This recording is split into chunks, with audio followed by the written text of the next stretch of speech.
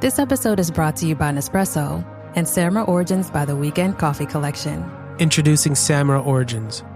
My collaboration with Nespresso is a connection to my roots, to my mother, Samra. Coffee that hits the right notes. It transports you. Crafted with unique notes and bold soaring flavors. Experience a taste that moves you. Nespresso and Samra Origins. Discover more at Nespresso.com. The new McCrispy Strip is here. Dip approved by ketchup, tangy barbecue, honey mustard, Sprite, McFlurry, Big Mac sauce, double dipped in buffalo and ranch, more ranch, and creamy chili McCrispy Strip Dip. Now at McDonald's. Ba-da-ba-ba-ba. After Zoomies at the dog park, it's time for Drive Up at Target. In goes a big bag of kibble and one squeaky chicken toy for the good boy. Drive Up that's ready when you are, only in the Target app. Just tap Target. Welcome to another Finely Edge production for the Premier League Cricket Club. Connecting players and coaches, clubs and leagues, volunteers and supporters alike, you're in the right place for the best of the 33 ECB Premier Leagues and the 20 NCCA counties, bringing you the stories, the stats and the standout performances that make this game great. Don't forget to hit the subscribe button to both our Premier League and NCCA shows so you don't miss any episodes. Now, shall we get stuck in? So welcome everybody to the Premier League Cricket Show, and it is match week 8 we are recording and talking about with our friends from B3 Cricket. And once again, Mr. Hugh Newsom, sponsored by Crick Stats AI. How are we doing, mate? Feeling good. Got some runs in the first team this weekend. 4 of them. Hang on, you got some runs. Was that the first time you've actually batted in the first? Yeah. I've had a lot of things have come in. Yeah, it's a little bit above my level. So I hit a nice little shot and then got a bit carried away and got caught. So there we go. But, it's better than now. Actually got a bat and some bruises. I'm going to say, a bit like one or two of the Derbyshire players got a bit carried away yesterday, didn't they? Well, I'm not sure they got carried away. Yeah, well, we'll grumble about that in a second. We will do, without a doubt. Sir. And also, obviously, with us as always, he's moaning Matt Taft this week, and he is definitely moaning because last week he had the week of his life with the Cricket Showcase game and loved every minute of it.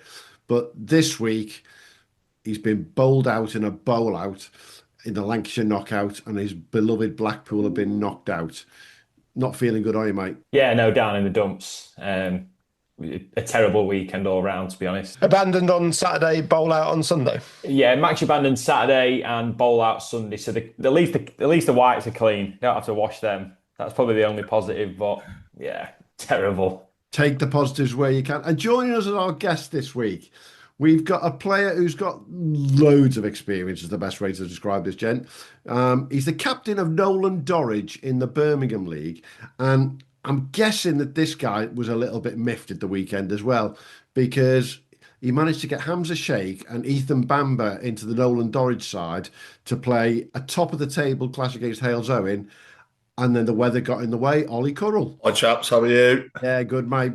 Weather, did you? Well, if you saw some of the puddles on the outfield, I think it was fairly fair of our groundsman Ian Maddox to call the game off. But you are right. A little bit unfortunate to have Ethan Bamber and Hamza in the side and not to get a full game in, because it'd have been good. It'd have been a good game, really. Because Hales are a very, very good side, very, very consistent side. It'd have been a good game if it went the full length.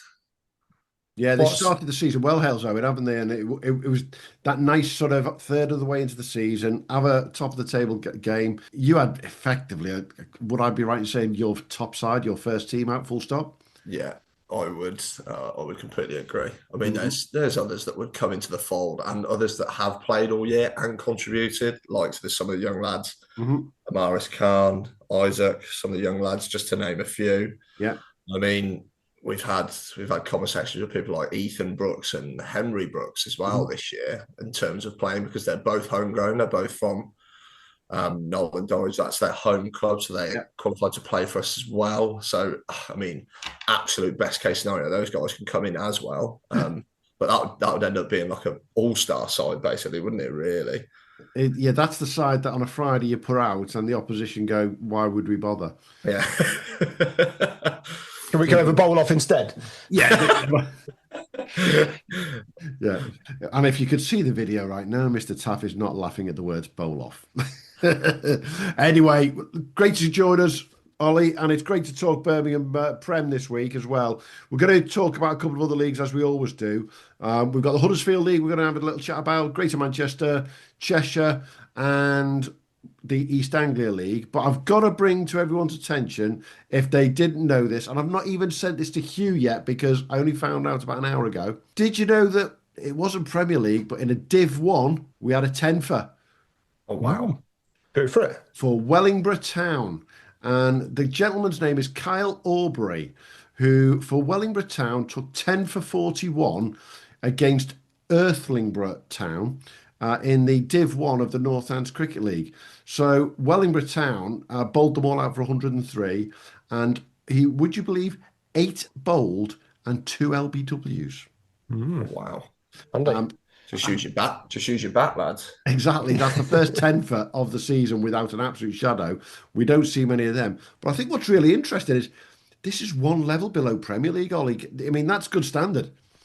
That's some going. First and foremost, well bowled, Kyle. By the way, that's very, very well bowled. Tenfer's not to be put down in any way, shape, or form. But yeah, maybe it was doing it. What was did they bowl first? Yeah, they bowled first and they bowled them all out for 103, bowled Earthlingborough out for 103, and then chased them down 108 for 4 off 18 and a half overs. Right. So it wasn't exactly like a Mamba. No, it wasn't the worst wicket in the world, but it clearly wasn't the best either. And there was no one with a strike rate above 77 in the Earthlingborough innings. But they just ripped through them, and Mr. Kyle Aubrey, that's a Hall of Fame job, that is, isn't it? Tenfer. Yeah. Well, it's one for the grandchildren, that one, isn't it? Absolutely. The day I beat Earthlingborough Town. You don't say that very often, do you? Very much. So, hey, let's move on to the Birmingham League and let's crack on with that, Hugh. Do you want to have a quick look, Hugh, before we talk to Ollie about it, about what did happen and what didn't happen at the weekend? It was mainly abandoned, but still some interesting stuff going on. Yeah, we had a lot of wet weather around the country. The Midlands, East Midlands, up to the north seemed to be where we didn't get too much rain, but yeah, there's a lot of abandoned games this weekend. I think from Ollie's perspective, there's a couple of slightly frustrating results in there. Ombersley got results and Barnard's Green got results. Yeah, so we had two, third and fourth place, both got some points on the board where everyone else pretty much around them fell foul of the weather. So it's always a bit, these kind of days can not necessarily decide titles, but they can really help things out one way or the other. If you're top of the table and you get some points, get a win when everyone else is swimming, then it makes a difference at the end of the season. But Barnt Green, Himley was abandoned. Jacques Branton got 20. Before that was called off of Barnt Green, 61 for 8 they were, so they're probably quite chuffed about that. Harborne, Barnard's Green, that was the one. Harborne bowled out for 124. Barnard's Green got it pretty quickly before the rain arrived there. Ryan Tongue, 54. Chris Steele, 4 for 62. I think he's possibly leading the wickets as well. Nolan Dorridge put up 130 for 5 in 40 overs. Hales Owen didn't get on the square. Moseley, Shrewsbury bowled out for 116 in 43. Seb Scott 28. Dusty Melton 2 for 19. He's going all right this year. And then Moseley 36 for 2 when the rain came. Ombersley 260 for 8. Joel Cox 106 not out. Oliver Cox 58. And then Berkswell 167 for 7. So match drawn there in 28 overs. They had a revised target of 261 to get the job done, and they weren't able to do it. And then Wolverhampton Smethwick. Wolverhampton lasted 1 over, didn't score a run and lost a wicket. So Thomas fell. Tom fell. Tom fell, 0 off 6 balls, out to Yasir Ali caught Deepak. I've got to ask the question. What sort of game starts and finishes after 10 balls? That sounds a bit desperate to me. It's pretty funny though, isn't it? It's pretty funny. So yeah. I play with Fally a little bit in Shropshire. He's a pretty easygoing man, but that would have bothered him. I bet it would. if ever there's kit getting chucked, it's in the dressing room. It's Saturday. I've got to ask about something that bothers me, though, and this is one of my bees in my bonnet. Anyone listens to this show will know I go on and on about these things, but this week it affects you at Nolan Dorridge, Ollie. So, abandoned match. Nolan Dorridge, Hales Owen, 7 points each, 14 points in total between the two of you. Yeah. Umbersley and Berkswell managed to draw a game, 25 points between the two of them. Now, point systems are my bee in my bonnet. How do you feel about one side being able to benefit that much more by being able to get a game finished versus you had no chance, basically? I mean, I try not to look at it too much. I mean, you've got to take it the rough with the smooth because, I mean, let's face it, it's probably going to happen to us at some point at the back end of the season. Like, we're probably going to play an Umbersley or not, or vice versa. Like, it's just, you're going to have it in every league as well. We probably get it a little bit more than maybe most because our catchment area is so large. So, like, we've got the two Premier divisions, obviously Div 1 and the Premier and then Div 1. You probably go as far west as Shrewsbury and then as far east as like Cov and Leamington. Mm-hmm. So like that's a big old catchment area, and there's obviously going to be different weather systems in and amongst that. So like, listen, you just got to take the rough for the smooth. It's early on in the season as well. There's still people trying to find their feet a little bit. I mean, we've actually hit the ground running really, apart from the first game of the season. But yeah, I try not to look at it too much. The point system thing on that, I don't mind it because I like our Red Bull stuff in the middle of the season because it can and it can't promote like good and bad cricket. Mm-hmm. I mean, it can promote good cricket when you got two just as simple as just two very good cricketing sides because they both go at it for 110 overs. Like that's, I mean, what sort of like purist doesn't want to see that? But then in a negative way, you sometimes get, if you bat first 55 overs, you get anywhere north of like 300, 320. Everyone just battens down the hatches and goes, oh, we'll try and just settle for 8, 9, 10 points, something like that. So you just got to take the rough of the smooth, like just got to just turn up every weekend with the focus of just trying to win games of cricket. I don't focus on it wholly too much, but those are my views on it. Well, I'm going to try, Hugh, by the end of the season, I'm going to try and put a poll together with as many captains around the country. It'll be an anonymous poll on these point systems around the country, because I think clubs tend to vote for these things one way or the other based upon what their club thinks and within their own Premier League. I'd love to know anonymously if they all could start from scratch where they would actually go with this, because clearly we want to find as much balance as possible, don't we? Yeah, but then again, the Red Bull stuff in the middle of our season, what you kind of looked at, certainly from like the past 4 or 5 years, actually decides who's going to win the league. Yeah. Because if you get an outright win, there's different stipulations on this. If you lose the toss or whatever, yada yada yada, you get an extra 4 points. You don't get your 20, you get 24. And that does matter coming back end of the season. The one ball stuff is a little bit of a different. It's more of a straight shootout. You get 20 points and that's it. Yeah. I know 4 points doesn't sound like a lot. It can add up very quickly. But we found that out a few years ago when we bottled it last game of the season against Kenilworth Wardens. So not necessarily bottled it, probably being a bit harsh on us there. But yeah, I mean, we lost the league by only a handful of points. So I mean, that's point proven, really. So yeah, it's all a balancing act, isn't it, Hugh? Yeah, it is. I've been scratching my head over a few DLS scores that have been popping up as well. I mean, the one that's caught my eye this week, you might have seen that. I'm moving away from the Birmingham League here, but in the Weppel, friend of the show, Ollie Meadows, got a few quick runs. Had a look at that. So Froster, 240 for 8 and 47, so they lost 3 overs. Bedminster was set 183 in 20 overs. Like, how does that work? How the hell does that work? You can't win. I mean, this is win-loss cricket. The set Bedminster, Froster were probably looking for, 260 if they get 20 off the last 3, 260, and they get 183 off 20 overs. So Froster are coming in. Froster are around about 5 or over, and Bedminster are basically asked to go at 9 and over to get a win. Yeah, and they're 8 down. So Froster, it's not like they had 20 wickets in the bank to go crazy in the last over and try and get 6. But there's a few odd ones been popping up recently, and I think maybe it needs looking at as well. If we were going on the point system, we maybe need, maybe for the pros, the pros who are able to clear the ropes willy-nilly. You watch, if you've got the West Indies batting, they find it easier to stick the ball over the stand than your average pros, working in Aldi, as most club players do. Which is exactly the point, isn't it? Yeah, exactly. Yeah, but you know what I mean. I think there maybe needs to be someone needs to have a look at some of these DLS scores and just maybe tone them down a little bit, make it a little bit fairer. Because there's a lot about this weekend, and there's not many that I'm particularly happy with.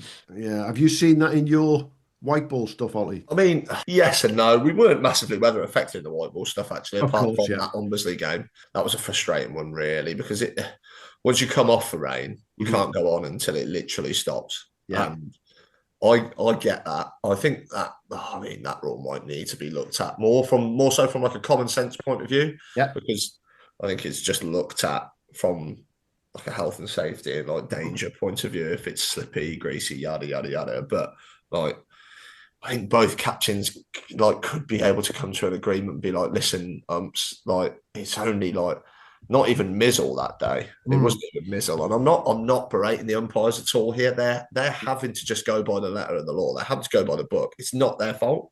Yeah. Not their fault. They're only doing their job. It's not their fault. And it's Nick Hammond that day. We were basically saying to each other, we could have played, but we can't because the umps can't let us on. There has to be, certainly in that case, if you come off for rain, it was only a few spots. But that's all it needs to be. I do stress as well, if any of the umpires that I had that day, Andy Hicks, and I've forgotten his colleague's name, it's not their fault because absolutely they might fire me at one point before the end of this. They might give me out LBW and I've smashed it onto the inside hip. So.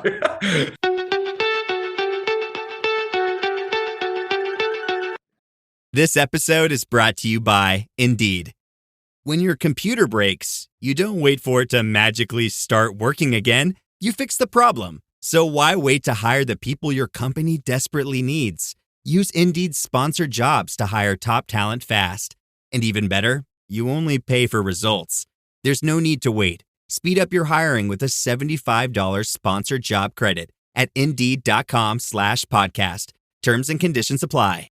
Let's have a look quickly elsewhere, shall we, Hugh? Let's start our little tour of the country by going. So I've got to go up north to what was, without a shadow, the game of the day in the Cheshire Premier League. We put it out there as the game of the day, which was Didsbury versus Timperley, top two in the Cheshire League. But this game, it lived up to everything that we thought it might be when you just look at what happened in the last over of this game, Hugh. Well, Didsbury posted 150 all out in 38 overs. I don't think there was we got a revised target as well. Another scratch your head job. Bizarre one.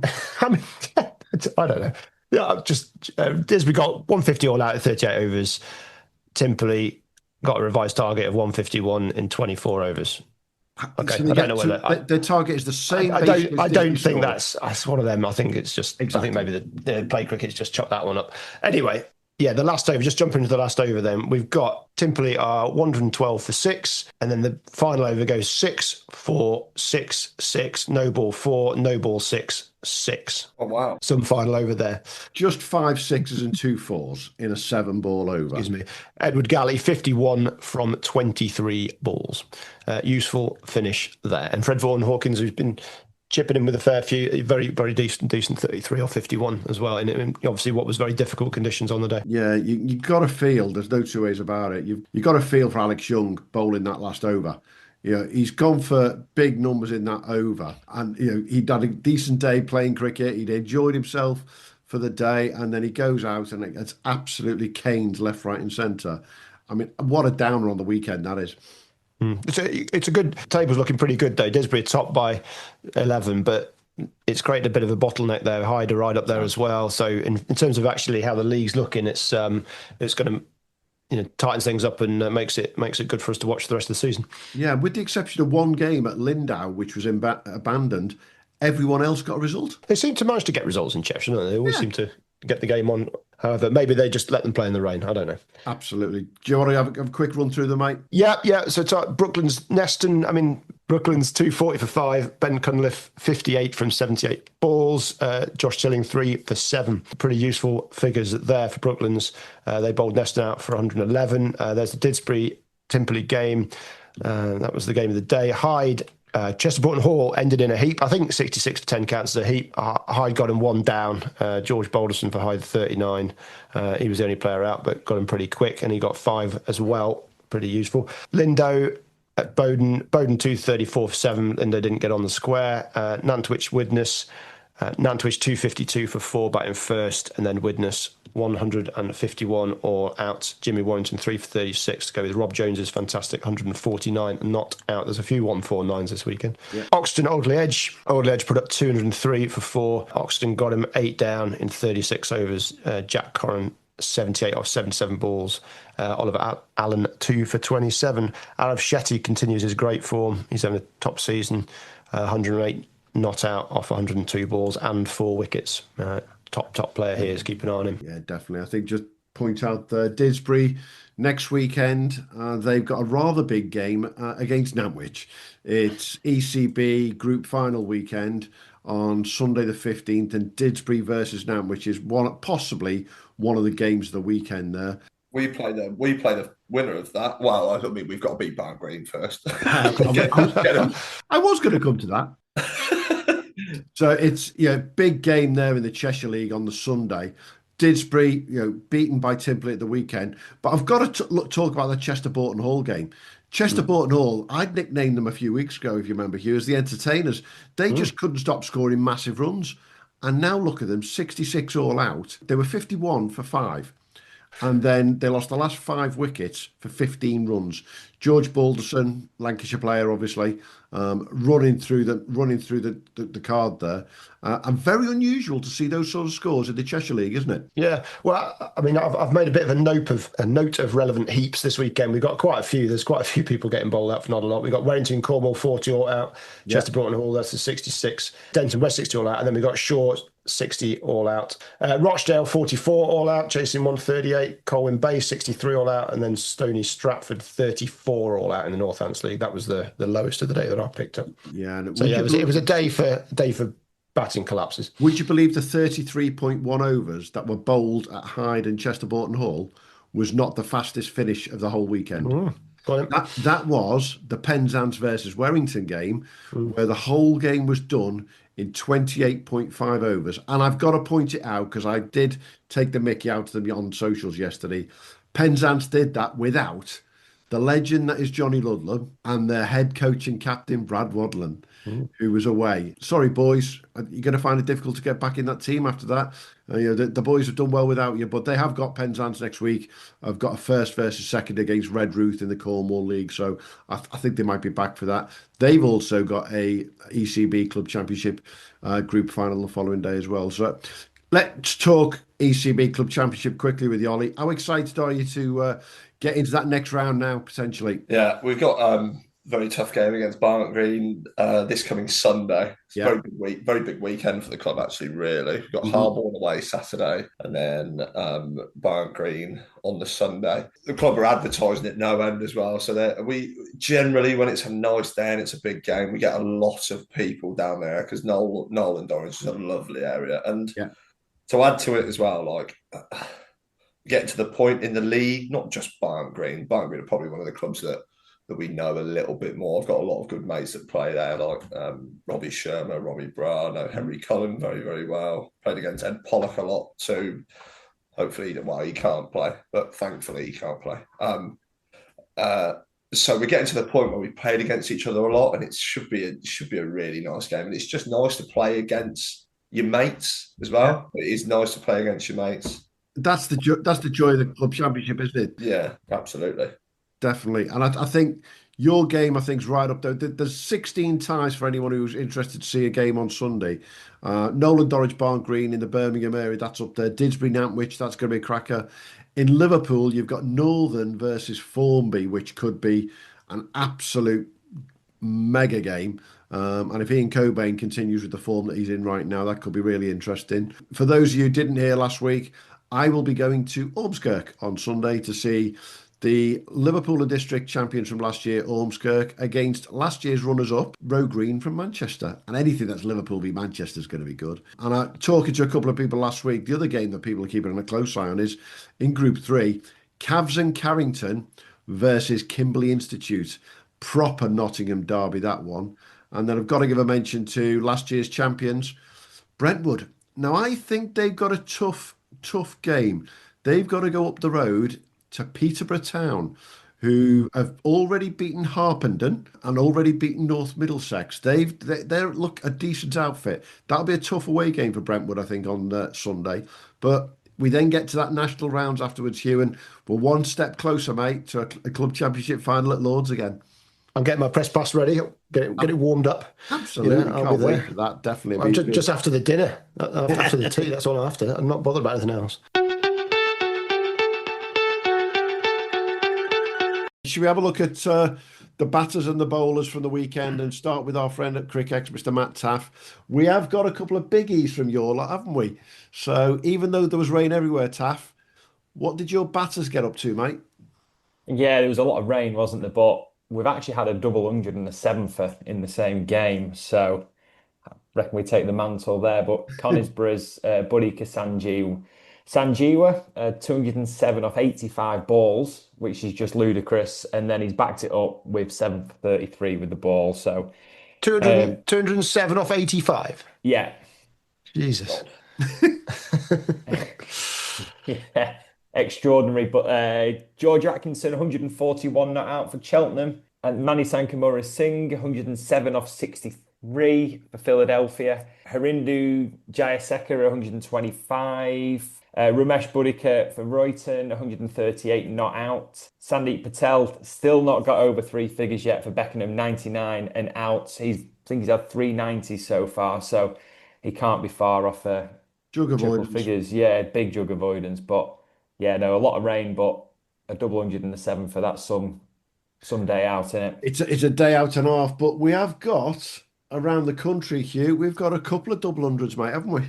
We've got a lot of red ink, is what we've got. We have got a lot of red ink. Yeah. I mean, Sachithra Sarasingh, 228 not out for Darlington RNA against Bishop Auckland off 145 balls. It wasn't 80 balls, but 145 is pretty good. Strike rate 157. He's gone all right. Neil Hornbuckle at Horsford against Mildenhall, 202 not out in 149 balls. Jaden Brudrick, 150 not out off 144 balls for Sutton against Dulwich in the Surrey Championship. Chris Dent has let the side down by actually getting out. He got a meagre 149 off just 107 balls for Thornbury against Taunton St Andrews in the Whipple. And then fifth on the list, Rob Jones, 149 not out of 110 balls for Nantwich against Widnes in the Cheshire League. And then also 149 not out. He got an 89, I think, on Saturday. This is on a Sunday. Ben Slater for Chesterfield against Cutthorpe in the Derbyshire League. So, yeah, we got 5 red inks in the top 6, all 149 and above. So, despite all the crappy weather, there's a lot of high scores knocking about. Yeah, there was 20. I think I've got 25 centuries around the country in total. The ones that I just find really interesting: Jack Redshaw, another ton for Driffield. 115 not out. Ethan Berlusconi, 140. I think that's his top score, and I think it might be his first ton for Ockbrook, who are leading the Derbyshire League. And the one that took me a little bit by surprise, sorry, mate, Harry Hankins. Was it the right Hankins? Harry Hankins, 141 off 84 balls for Hornchurch against Hadley and Thundersley. I think Harry was going all European cricket there, Hugh. Yeah, well, that's quick hundreds in the 80s, but it doesn't top 207 off 80 odd, does it? So I think everyone here has pretty much let the side down by not going quite that fast. So yeah, without a doubt. Next time. Definitely. What about your bowlers then, Taff? So Matt Campbell at Leek, 7 for 32. He's top of the pops this week. And then that is the best bowling in the country across the whole of the Premier Leagues this weekend. Great to see. Really is great to see. And then Boudicca's 7 for 33. Ashan Fernando 6 for 13 for Swinton Moorside. James Logan 5 for 7 for Broxbourne. Dylan Jayalath 5 for 21 for Cleater. Alex Falau 5 for Malden Wanderers. And then Avinash Shidab 4 for 7 for Saffron Walden. And plenty of fourthers knocking about, actually, just going down the list. But yeah, Matt steals the show with a 7-fer. Without a doubt. Hugh, Matt Campbell was the top of the country at 7 for 13. What else we got? Well, just quick on Matt Campbell there. I mean, Zimbabwe cricket was over here, playing test match, and, you know, we've seen quite a bit of Zimbabwe over the last couple of years. They're doing all right, aren't they? And, you know, I grew up with Zimbabwe were, you know, I mean, they weren't a fantastic side, but for the, you know, in terms of punching well above their weight, they had some serious cricketers, and then they've had a lean 20 years. I won't go into the politics of it, but I'm sure Zimbabwe natives will be able to in much more detail. But it's been a tough period, and hopefully, you know, this is Matt Campbell here. He's played first class. He's played Zimbabwe A. He's only a young lad, and he's doing absolutely fantastically. So, you know, hopefully that depth is coming back, and we're going to see Zimbabwe cricket really kick on. I know they're playing an absolute ton of test matches this year, and hopefully we'll see them rise again. But yeah, so Matt Campbell, top of this, 7 for 32. Stephen Whitwam, 11 overs, 6 for 19. Mitch Wagstaff, 6 overs for 6 for A&B against Cutthorpe. Adnan Ghali, 6 for 32 for Thongsbridge against Skelmanthorpe. And then Alex Brown, Rolleston, 6 for 38 against Swarkston. Swarkston not having the best time of it of late. I'm sure they'll rise again. And yeah, quite a few of the 6-fers, one more 6-fer, and then loads of 5-fers down to, we got about 30 5-fers, including the 7s and 6-fers. So yeah, still plenty of wickets about, plenty of runs about, even despite the rain. Yeah, the one that took my note is over in Nottingham at Cavaliers and Carrington, Sana Ullah Khan, 5 overs, 5 for 5. Yeah, right, that's nice and even. Nice and easy. If you keep it simple, keep the scorer happy. Bowling average 1, economy 1. Nice and easy day, that one, isn't it? Definitely. That's how to go about your weekend, isn't it? It is.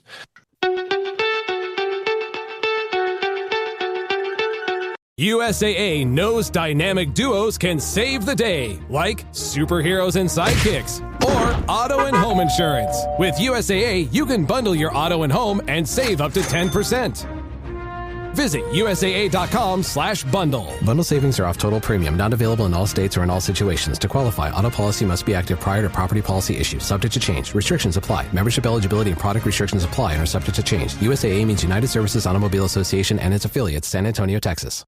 Coming back to you, Ollie, overall, you must be happy with the start of the season that you guys have gone with. Apart from that one game, it's been pretty flawless, hasn't it? Yeah, absolutely ecstatic, really. Certainly from last year as well, we had a very, very disappointing year last year. We weren't where we wanted to be at all. Mm-hmm. We had a fairly, not a similar sort of this side, because we've made a lot of very good signings over the winter. Brought in like Freddie Fowler and Tom Davis. Yeah. Nick James has been a fantastic addition as well. But yeah, coming back to what you were saying, I think I couldn't really be too much happier, especially because I think the average age of our side is something very, very low, something 21, 22. Wow. Like I was saying at the start, we've got a lot of young lads in the side. You got Hamza Sheikh, who's very, very, I think he's 19, Isaac Maddy, 16, 17, Amaris Khan, 16, George Maddy, I think he's 20. And George seems to have been around forever. Yeah, I know. I mean, the Maddies are just a bit of they're a force to be reckoned with around Nolan Dorridge, basically, because, I mean, not entirely sure. I think Darren used to play at the club. I'm pretty sure he did. He played at Leamington. He played at Berkswell as well. Not to mention England, Warwickshire, and a few others. Exactly. But yeah, absolutely ecstatic. Very, very well. And there's a very good. More importantly, there's a very good vibe around the place. Very, very good vibe around the place. Yeah, it feels like you're playing cricket with your mates week in, week out, which these 1%ers, the higher you go, the more they matter. Definitely. What about the start that last year's champions have made? That must have taken one or two people by surprise, seeing Smethwick down in 7th place. Yes, absolutely. I mean, they're not to be written off at all. They've got match winners. They've got match winners left, right, and centre. I mean, Deepak has basically taken the league by storm since he came over. He played some ridiculous innings, and not to mention his bowling ability as well. Mm-hmm. Bilal Shafayette come back very, very nicely as well.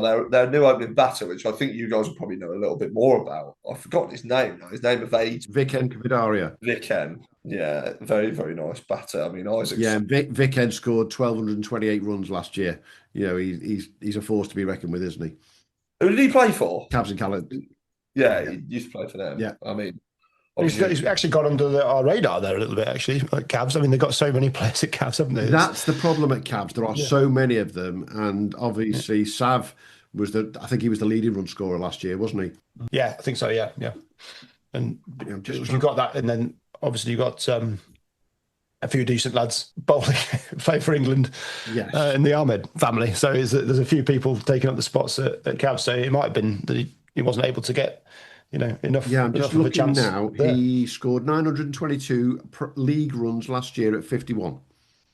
Yeah, that's gone under our radar. That's gone slipped under my radar. Like you say, he adds to that batting at Smethwick. In not that they needed much adding to it, did they? No, absolutely not. But I mean, he got 8. I think he got 80 against us at the start of the year, and he batted very, very nicely. And there's obviously experience with Yazir, who opens bowling for him as well. They've got Zen Malik, who's very, very good. I mean, but yeah, they're not to be written off. But I chat to a lot of the lads throughout the league, and I think probably more so than ever this year. It's going to sound like a really boring political answer, but everyone can beat everyone. Yeah. I personally wouldn't say there's an absolute standout team. I mean, I think I was chatting to some of the Shrewsbury lads at the start of the year that I play with. They beat, well, it might have been the Himley lads, but regardless, I mean, they beat Halesowen. Halesowen is still up there. We've lost to Shrewsbury. It just backs up the point, really. Everyone's losing to everyone, but it's a proper like doff the cap, really, at our league.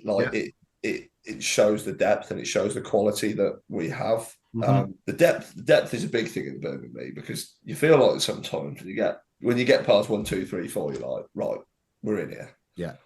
But you have first class cricketers coming in at like 7, 8, 9, 10, and they can all hold a bat, and you are not done until you've taken 10 wickets. It's as simple as that. I think to pick up on that depth across the league, it's only 7 games into the season, but if you take away the top 3, in fact, take away the top 2, yourselves and Halesowen with 100 points, 101, 105 points, between Barnard's Green in 3rd place on 92 and Shrewsbury in 9th place, there's less than a game in terms of the amount of points. That tells you everyone's beating each other. I think that's going to be one, Hugh, by the end of the season. We look at that ratio percentage-wise. That's really competitive, isn't it? Absolutely, yeah. I'm just looking at somebody like Hamza Sheikh, is in your side. You've not seen a huge amount of him so far this year. What do you expect to see of him? Because he's like you say, he's just turned 19. He's been on our radar for what seems like years. Yeah. A hell of a cricketer. Do you see him at training every week, or is he literally just busy with this, that, and the other? He's kind of dipping out of the the T20 squad as well. So we missed him last weekend against Berkswell. So we generally don't see him too much in and out of training. But when you get these guys on a Saturday that do play professional cricket, it's just a massive, massive, massive boost. As for Hamza, he's certainly one of the most impressive I've seen at a young age. When you come up against them in Premier League cricket or whatever it may be, minor counties cricket, I feel like you can kind of distinguish whether who's going to be really, really impressive on the county circuit and who's just going to make it a little bit. And I have absolutely no doubt that Hamza Sheikh is going to really, really impress on the county circuit. It's like the old adage to do with any sport that you play. He makes cricket when he bats look so easy. He's unbelievable ball striker, but he doesn't He doesn't try and hit the ball like I try and hit the ball. Like I try and muscle it like some sort of farmer. Like he plays proper cricket shots and they fly. He's very, very impressive young cricketer. Very, very impressive young cricketer. But we've got plenty in our league. Plenty. Yeah, and I commented to Hugh before we started. I do think the Birmingham League are in the top 5 or 6 leagues in the country where the first-class county above you are really good at letting the players go at weekends to go play. And some counties are better than others, but I think the Birmingham League's... Oliver Hannon-Dolby was playing in Prem 2 last weekend. That wouldn't happen in... I don't know, 75% of the leagues, Hugh. And to be able to see those lads who aren't getting a game in the T20 right now, go get a game. Go get some yards into your legs there, Mr. Ethan Bamber. Okay, the game gets rained off, but they want the lads to play, don't they, Ollie? Yeah, absolutely. And it brings a standard up in the game because you're only naturally going to bring your standard up with them when you come up against these really, really top quality players, especially if you just... like you were alluding to at the start, if you're stacking shelves at Aldi throughout the week and you come up against Ollie Hannon-Dolby or Ethan Bamber at the weekend, it's only going to excite you. It's only going to improve your level, isn't it? Obviously, they are a level above that, and if they're able to change gear and go to a level that you can't, then so be it. But it's going to naturally bring the level of the game up. Always going to. Absolutely. Yeah. Let's take a little trip down the road from Birmingham to our favourite league from last year, but it's still up there. East Anglian League, Hugh. Let's see. We got quite a lot of action in East Anglia. Again, they survived a lot of the weather. I'm going to give you a stat, Hugh, that I've picked up from your stat pack this weekend. Okay. 4 of the top 10 run scorers in the country so far. East Anglia once again, mate. Well, that's just, great pitches, good weather. I mean, it's flat down in East Anglia, isn't it? Absolutely. It's easy to roll, not on hillsides. Downham Stowe looked like a lot of fun to keep an eye on this year. They had a bit of a rocky patch just recently, but they've come out of that with I suppose the result is a match abandoned, or a match drawn, against Ashman and Barton Wanderers, but 2-7-2 Can I throw one in for Paul. Downham Stowe? It's a simple rule of thumb with Downham Stowe. If a Wilcox doesn't get you, Freddie Ferry will. it's either one of the Wilcoxes or Freddie Ferry scoring runs, isn't it? Well, then you got Brett Stolworthy as well, coming to bowl, so useful. I mean, they did a great job in the winter just putting the side together. Helped when you got 3 absolutely outstanding brothers all playing for you. So note to any recruiting manager there, just look for triplets or look for sets of brothers. Freddie Ferry 110 off 100 balls. Arthur Wilcox 85 off 97. They got 2-7-2, and then Ashman and Barton Wanderers weren't going to get close to that, but they're in their red ball period, so looking at draws and things, so weather's done for them there, match drawn. But moving on, Sudbury 2-7-6 for 5, Manenka de Silva 134, Alex Jones 109 for them. Bury St Edmunds were 18 for 1 when they were abandoned or drawn after 7 overs. Great Witchingham, Copdock and Old Ipswichingham. Copdock put up 151 for 9 in 37. Bit of a revised target for Great Witchingham, but they managed to last 10 balls and they got 7 for no wicket, so they were sensible and didn't lose a wicket in those 10 balls. Horsford batting first, 304 for 5, so plenty of runs. That includes Neil Hornbuckles, as we've mentioned, 202 off not out off 149 balls. Jordan Neal 59. Mildenhall was 76 for no wicket, going pretty well. KC Carriappa after his, I think did he appear for Cricket Matt? Was KC down there? He was, wasn't he? Yeah, he had a string, yeah. Yeah, very good. 1 for 60 for him. Went for a few. But Mildenhall were looking in reasonable shape there after 12 overs, going very nicely. Weather's done that one as well, match drawn. Sawston and Babraham 2-7-2 for Sawston against Swardston. CJ Guest 88, Nikhil Garantler 66 off 109. Swardston didn't get on the park. And then Witham, Frinton 200 all out. Witham 107 for 2. I'm just checking to see if that was DLS related. Their revised target was 201 from 50. I'm not sure if that counts. So that game was drawn as well. Nicholas Brown for Witham 75 off 58. Ronnie McKenna, 47. William Farrance, 40. Ryan Harrington, 31 not out for Frinton on Sea. Jaden Goodwin, 1 for 15 for Frinton. Absolutely. I think things to point out there. Neil Hallbuckle with his 202 not out of 149 balls. It was speedy as well. That is the fifth highest. It's fifth highest total for a batter this year. So congratulations on getting up there. I think it's going to be beaten. I could just see that some of these numbers are just getting bigger and bigger. The strike rates are still going up. And I am going to moan again about points when I say, Sawston Babraham, you're top of the league and got some friends down there, but you scored 272 for 5. The opposition don't even come on the pitch to bat. And just because you got those extra points, you get 13 and the opposition gets 7. Again, that can't be fair, can it? Just cannot be fair. Depends. I mean, you just need to win the toss, don't you? Yeah. The other thing that's interesting about the league is they don't call them abandoned. They call them drawn. Yeah, well, I suppose it's draw cricket, isn't it? So, yeah. Yeah, and I was at Edgbaston yesterday and I was talking to somebody who I was sat next to about this around the ECB Premier Leagues around the country. And I won't say who it was because this person does sit on a league exec somewhere. But I just said, it's ridiculous how you can have 33 Premier Leagues with such autonomy that they're all basically allowed to make the rules up themselves, create their own point systems, and even use words like the word draw and abandoned in any which way they want. I just find it fascinating that nobody at some point has said, hang on a minute, boys, let's try to make things a little bit like, let's think of a sport called football, where the rules are basically the same no matter what level you play at. Because it would make life a lot easier, wouldn't it, Hugh? Well, I just think we've just gone about too much, don't we? We're just going to have to calm down. Nah, it might be in my bonnet, it is definitely. I'll find it a little bit. You've got a bee in your bonnet though anyway, haven't you? Well, just a bit of a rant about Derbyshire, down at Derbyshire on Friday night. And, you talk about it is like a family atmosphere. Lovely, the guys on the gates, everyone's lovely. It is like a family atmosphere because everyone's eating and drinking and nobody's really looking out the window or paying attention to what's happening in the middle. It's just a massive social, which is great, but the cricket is rough. Dear, oh dear. Is that why the lights got turned out, do you think? Well, the lights got turned out before the end, but it's just...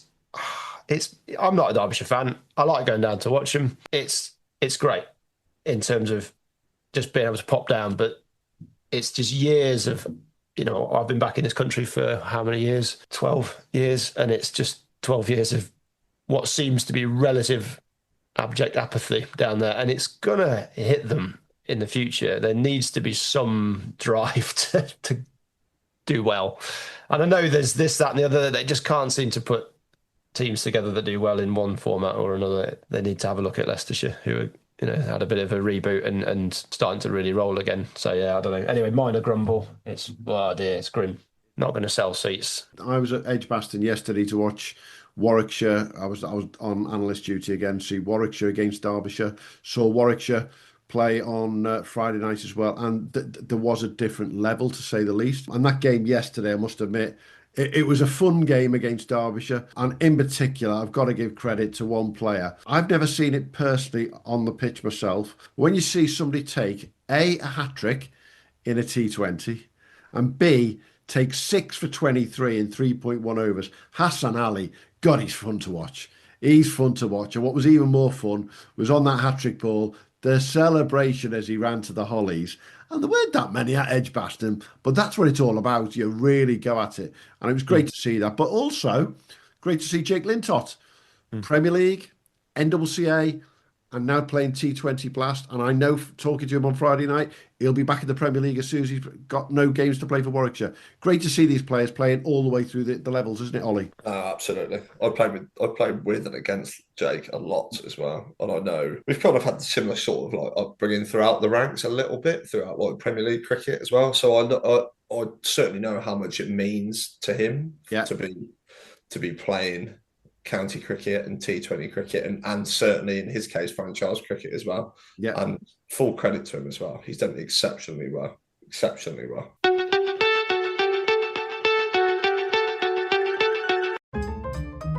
Whatever the occasion, effortless elegance is right this way. Because Hilton brings you new ways to stay courtesy of the Nomad London. And it doesn't stop at award-winning dining in a space draped in velvet and illuminated by vintage chandeliers. know this day goes beyond with unparalleled personalized service and attentive hospitality. Oh, and did we mention the Nomad London can be booked using your Hilton Honors points at Hilton.com? Hilton, for this day. Hey, we've got a couple more leagues we need to look at very quickly, and I'm going to go to one straight away, a little bit north of me and you, Hugh, where I can't believe the Huddersfield League managed to get 6 games on and 6 games complete. However, one does have to say, Mr. Eddie Walmsley, the skipper at Moorlands, last year's champion, he's probably wishing he never came onto this bloody show because they are bottom of the league after 7 games, and it's a bit of a shock, that, isn't it? Well, is it the Premier League Cricket Show curse? Yeah. Watch out, Ollie. You're in trouble, mate. Absolutely. Yeah. Really? What did you tell me before I came on? Everything's been going so swimmingly as well at Station Road, and you lot just dragged me on. Absolutely. We'll see what happens next weekend. Hey, let's quickly go through the Huddersfield League, and I'm going to start at the very top here. You've already mentioned it. Goldcar and Shepley, 88 for 2 and 84 all out. A game that lasted a grand total of 37.4 overs. There's not a lot to talk about there, is there? Well, there's Arsene Malik, 51 off 31 balls, not out to get the job done for Goldcar. Good, good effort there. Honley, Barksland, Harry Moore, not that one. 98 off 121 for Honley, and Barksland, Harry Finch, 77 off 95. But yeah, Honley got the job done, batting first. Moving further down, he's clicked off the tab. Wrong tab, there we go. Hoyle and Swain, unsurprisingly, won. They seem to be doing all right. Ben Cadmo with 48 for them off just 29 balls, 206 for 8 they made. Armandsley and Wesleyan, 190 for 7 in reply. Rastrick, Moorlands, Rastrick there, 180 for 8. And Moorlands, 176 for 9. So yeah, it's not going too well, but good game of cricket that. Moorlands put up a fight in total, and it obviously wasn't too easy in a rain reduced match. And then Kirkburton were bowled out for 90, trying to chase down Scholes' 177 all out. Birkhead with 56, Brook 3 for 33, Fletcher 19 from 22 was the top scorer for Kirkburton in a little minor heat for them. Skelman Thorpe were chasing at 150 with Thongsbridge batting first, and they were bowled out for 148, so that was a really close finish there. Brown with 52, but Park with 51 for them, and Ravenhill 47 off 58 balls, and Adnan Ghani 6 for 32, as we mentioned in the bowling figures. So he's got the game won for Thongsbridge. Well done him. Absolutely. Hey, we've got to just finally go back to Mr. Matt Taff very quickly before we let him go, and just ask. It's not Premier League, but we've got to just talk about, you were involved in a bowl out and you got beat yesterday, mate, in the Lancashire Cup. Now, the Lancashire Cup we know is regarded exceptionally highly up in your part of the world. And correct me if I'm wrong, the final would be held at your home ground at Blackpool. Yeah, correct. How disappointed with the boys to have to rock up to Salisbury and just have a bowl off? Yeah, it was pretty rough. To lose 1-0 was even worse, to be honest. But I don't know what's worse there, the bowlers or the actual result. But no, yeah, it's a nasty way to go, in it. Yeah, a bowl out. We went there. There was no chance of any play, and you were just waiting around. And then the bowl out happened, and you lost, and you're back in the car within 10 minutes, and you're on your way home to finish your weekend off. So yeah, disappointed. It was one that we eyed up. Yeah, right from the start of the season. So still in a few cups to look at, but yeah, we're disappointed with that one. We're going to go with a positive, though, aren't we, Hugh? At least you've got a Sunday off somewhere down the line. Very true. Very true. So on that note, we'll let you go and plan your next trip to IKEA, and we will catch up with you next week, mate. All good. Cheers, guys. Go well for the season, Ollie. Cheers, mate. You too. Mr. Taff would have been more than grateful to have one of Warwickshire's finest playing for them yesterday, but I believe Mr. Gleeson has come back from the IPL with a little bit of a niggle, if not an injury, and that's one of the reasons he's not been playing for the Bears as well at the moment. But going back to these bowlers, I'm going to talk about one player that you've got at your place, Ollie, Ethan Bamber. I'm going to say he's in the top 3 of players that have impressed me when on analyst duty this year at Warwickshire. He's been going great guns, and his bowling's really quick at the moment, isn't he? Yes. I mean, he's done exceptionally well since his move from Middlesex. More importantly for me as well, the first time I met him at the weekend, just a fantastic guy. Yeah. Fantastic guy. Really, really nice person. It's very easy for these professionals to come in on a Saturday, and because let's face it, they don't ply their trade on a Saturday with us. They don't.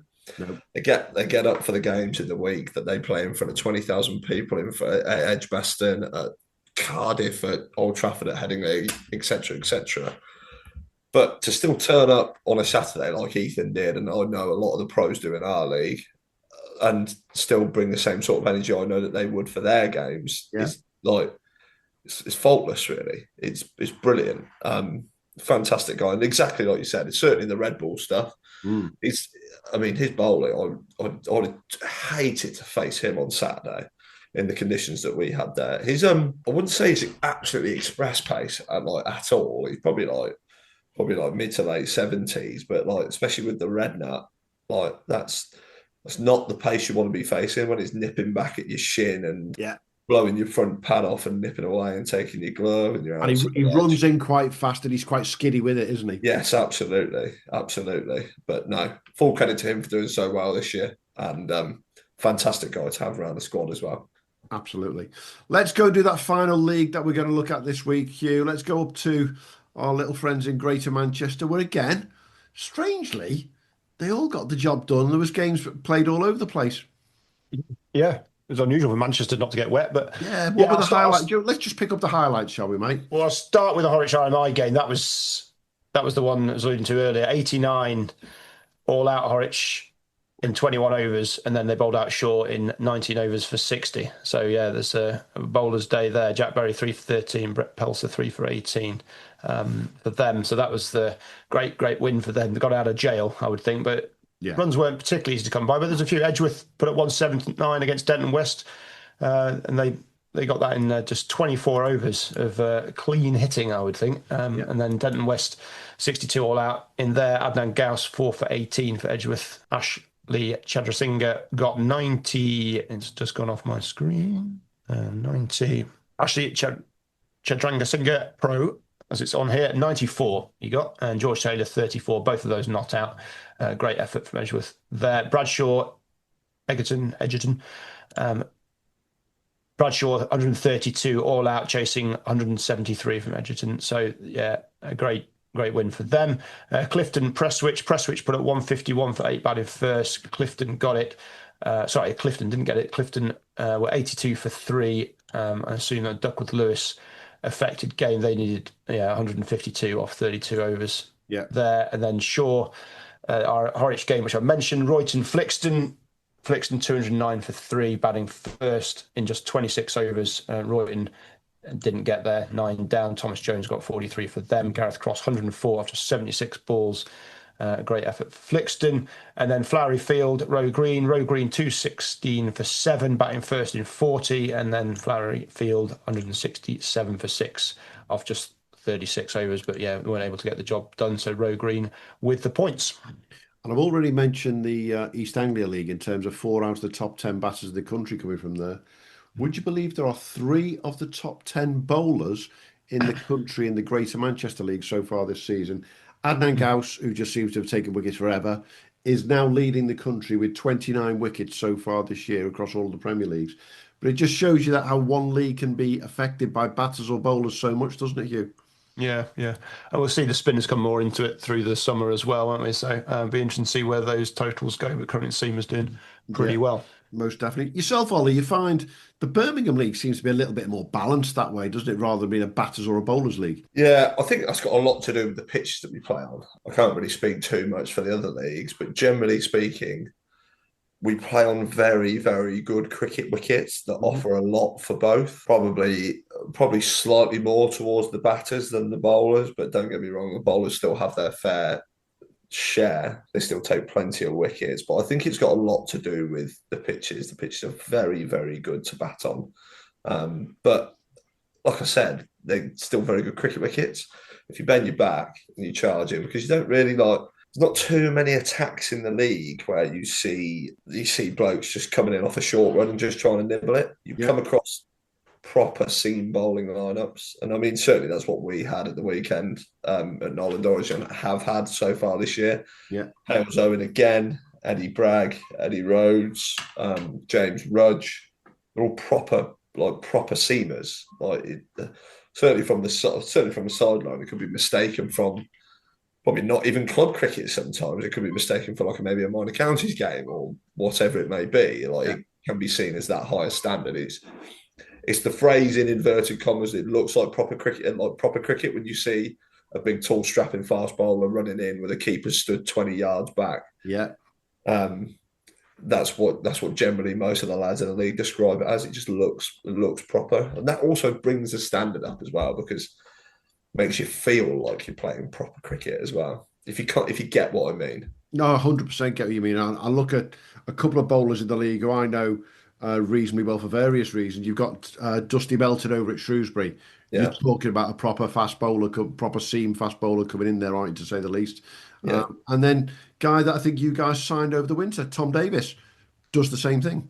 Oh, yeah. He so like Dustin, we played against Dustin at the start of the year. Very, very impressive fast bowler. He obviously had a while at Derbyshire, didn't he, I believe. Yeah.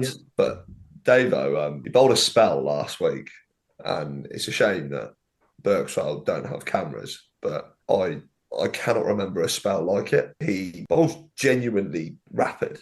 Yeah. And I don't mean that lightly at all, just because I'm on a podcast talking to you guys. Mm-hmm. He bowls 85 mile an hour plus, and I don't care what anyone says. Nobody wants to be facing that. Nobody wants to be facing that in at your ribs when you got work on a Monday morning. You got no interest in facing that, have you? He bowled this spell last week that it was nothing short of elite. He hit 3 or 4 lads on the badge. They didn't even move, and it was just proper quick, hostile, fast bowling. And he's had a dabble in trialling and a little bit of second team cricket. And the spell last week certainly made me think it'd just be a waste for him to let that fall by the wayside. He has that elite performance and ability in him. Yeah. In my opinion, I think he's worth a shot at from some of these lads. Probably more so when you get out of the T20, you move towards the 100, and then the 100 works alongside the 50 over comp, and numbers run low because there's a few injuries and the squads dwindle a little bit. Yeah, I would say to any head coach out there at any major county, this lad is worth a go. He really is. He totally agree. He's very, very good. And he obviously plays the NCCA stuff for Oxfordshire. Yeah. Does very, very well for that. Impresses very, very well. And I mean, this is certainly England and what most county cricket is trying to work towards. Very, very rarely see a dibbly dobbler playing county cricket now. Most of the seam bowling lineups are they're geared towards out and out fast bowling. These coaches couldn't care less if you go at 4.5s, 5s, but as long as you bowl the ball over 86 mile an hour, your quid's in. Tom's up there. Tom's up there. He is most certainly up there. Without a doubt. We've said it for a long time now, and you clearly back that, Ollie. There is just so many of these players out there in Premier Leagues up and down the country who, especially when it comes around to Metro Bank time, and as you say, the squads are thinner. They need to be given a shot. And I've seen Rory Hayden. You played up at Leek the other week. Rory Hayden getting a really good shot with Derbyshire in their twos at the moment and taking wickets. Yeah. Tommy Sturgis did it last year. Went to Worcester from down in the Berkshire. And then Tom Hindley, who actually ended up with his contract at Worcestershire. He's a spinner rather than fast bowler. But these Premier League players, there's so many of them out there that are right on the cusp, and they've just got to be given a shout, haven't they? It takes a bit of luck, doesn't it? It takes a bit of luck sometimes. That's the positive that's the one positive of the schedule. I mean, coming from a guy who doesn't actually play professional cricket, I'm calling that a positive. But I can tell you now, a lot of the lads that I know that are in the county circuit still look at the schedule as being far too packed. But I mean, it just, like you said, it gives those opportunities to the lads that are doing really, really well in the local Premier League. So I mean, all credit to them. And again, there'll be another fresh crop of lads come through this year. Another few young lads, or it doesn't have to be young. it's got the Metro Bankers could be seen as a bit of like a quick fix. Like if someone's doing really, really well, if they're blowing poles out the ground for fun, if they're whacking it, like bring them in whilst they're hot. Strike whilst Yarn's hot. Bring them in. Let's go. Because I mean, in my opinion, I don't wholly see a drastic difference. Use that word lightly. Drastic difference between like top end Premier League and like say the Metro Bank. And I mean certainly between the minor counties and the Metro Bank, there's, in my opinion, I don't think there's that much. Paper thin at best. Yeah, I don't think there's that much because you can come across a lot of minor counties games. Certainly when Berkshire have a full side, and like you got the likes of Staffs when they have a full side, and Oxfordshire when they have a full side, and my minor county Shropshire are doing very, very well at the moment. Yeah. When they've all got full sides, they can give these major counties a go, and this is why these showcase games have been brought in as well. And we'll see in a handful of weeks when they come up again. There'll be a few shocks. Oh, absolutely. Well, there was a couple last week. Wales National County beat Gloucestershire in 2 back-to-back T20s, and but by any standards, and I've got a lot of friends at Wales National County, they would not be regarded in that top echelons of the strongest out there when it comes to the NCCA. But they gave Gloucester 2 beatings last week. Did really, really well with a very, very young side as well. And I think that's the key, that these NCCA counties are bringing some very young cricketers through because the rules say they've got to. The youngest 8 players can't add up to more than 200 years, full stop. So you're going to bring young players through. And I think it's great for the game, isn't it, Hugh? Yeah. I suppose the argument against Premier League is that it doesn't replicate first class. The pitches, what you're facing. But what you're saying, Ollie, is that actually sounds like the Birmingham League is actually very, very close to first class this day standard in terms of the type of pitches you play and also the type of bowling you play. You're not facing guys that bowl a 60 on a string that just doesn't convert. You're up there against pace, and that converts into the batters. If the batters are doing well, then teams should be looking at the Birmingham League and going, well, it's a pace-heavy league. We can trust that lads who score runs consistently, well, that'll project up because they're facing similar bowling when they push into the Metro Bank and then push in beyond that. So maybe someone needs to have a look at the Birmingham League in a bit more depth and give some of these guys, whether it batters or bowlers, a bit more of a chance. And it will take a bit of luck and some injuries, but there's plenty about, particularly with bowlers. And the Metro Banks are great. I think it's worked really, really well, the 100. I think the 100... I'm a huge fan of the 100. I think it's worked well with the Metro Bank. All the members grumble, but they still get to watch loads of cricket. And then it's a stepping stone for the young lads to come through and show people what they can do. So yeah, maybe this summer we might see some interesting developments in the Metro Bank. It's going to be a good competition to watch. And I mean, like naturally, you're gonna, like you mentioned there, you're gonna, just because of the nature of the game, bowlers are going to have more opportunities than batters. It's as simple as that, because some bowlers are going to break down, they're going to acquire injuries, and again, because of the way these squads are structured, you have a lot more. Generally speaking, you have a lot more like batters as well. You just naturally just get more of a go as a bowler because of how these injuries come about, and certainly at that point in the season as well, that's when loadings start to like spike really for bowlers, when they just shoot through the roof really, because they're playing so much cricket and have done right from the start of the season. And it's not even from the start of the season. The loadings are from February. These blokes have gone out to Dubai, South Africa. They've been away all winter. Like they've actually not stopped playing cricket. They've not stopped playing cricket at all. The problem is when they actually stop playing cricket and then they start playing again, their body just goes, no, can't deal with that. Yeah, most definitely. And it's funny, I was talking to somebody at the back end of last week who plays football during the winter and cricket during the summer. I wonder who that might be. No, not who you think it was. Oh, right. This guy said to me, he said, really interesting. He said, what you've got to look at when professional football, everyone talks about the big squads and the amount of players that they have to cover all these competitions. But then you look at the amount of games that football players play, you understand it. He then equated it to cricket and said, we try to do the same, but in 5 months. Yeah. But not only in 5 months do we do it in different formats.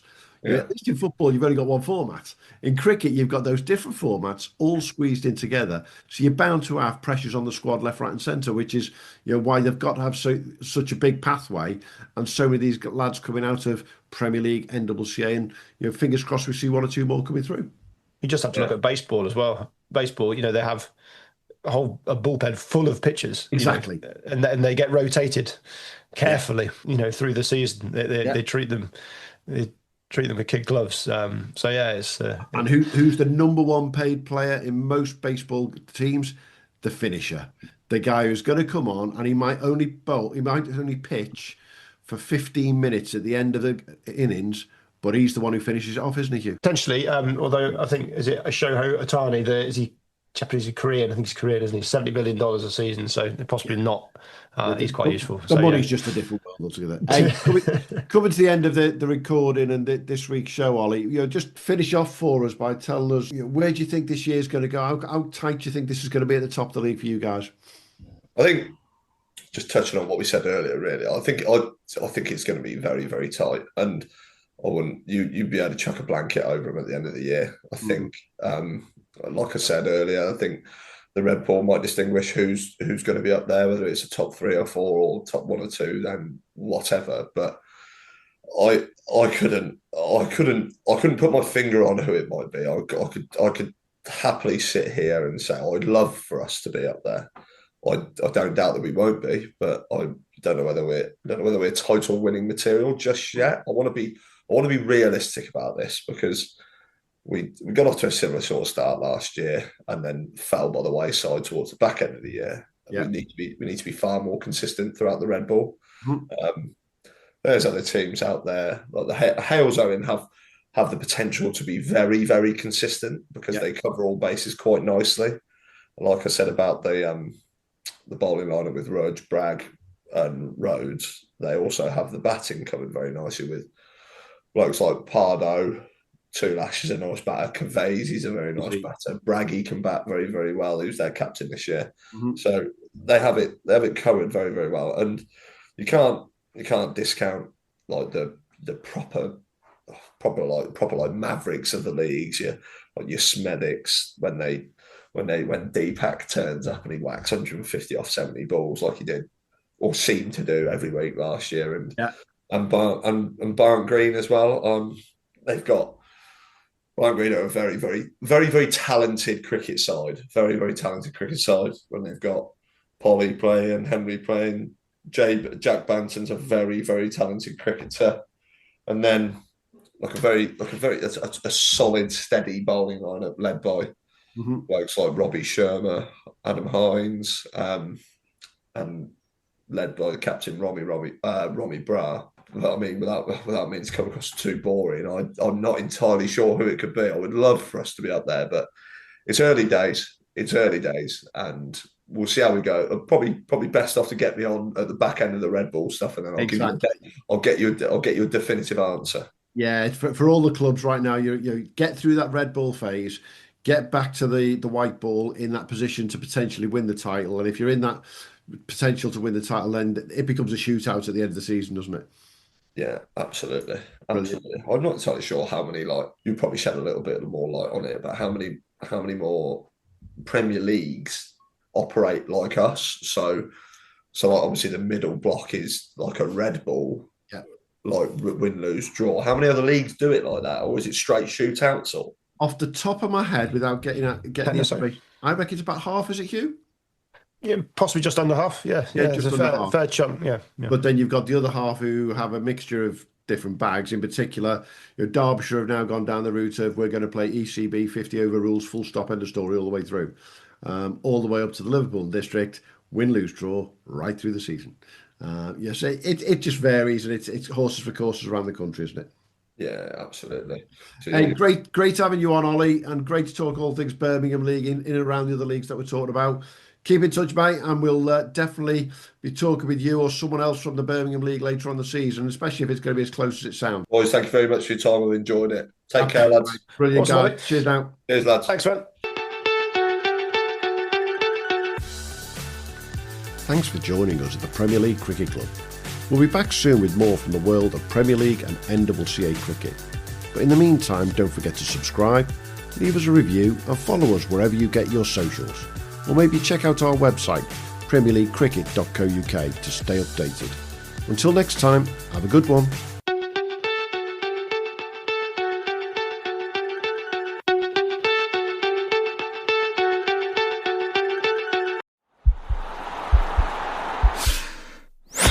This podcast is part of the Sports Social Podcast Network.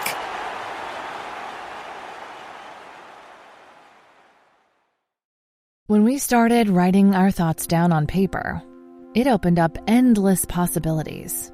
Ideas could grow beyond the borders of the mind, and it changed the world.